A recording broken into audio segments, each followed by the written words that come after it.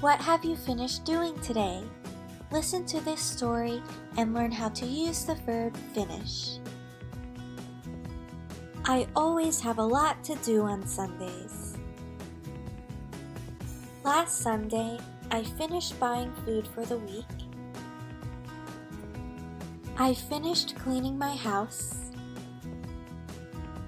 And I finished packing for my trip to the beach. How do we use the verb finish? To finish doing something means to stop doing something because you've completed it. We use finish before a gerund. A gerund is the ing form of a verb that acts as a noun. I need to finish doing my homework. I finished watching the movie.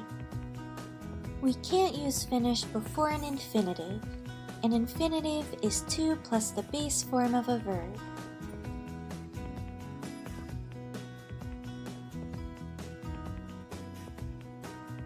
Now it's your turn. What do you need to finish doing today? This is American English. Thank you for watching.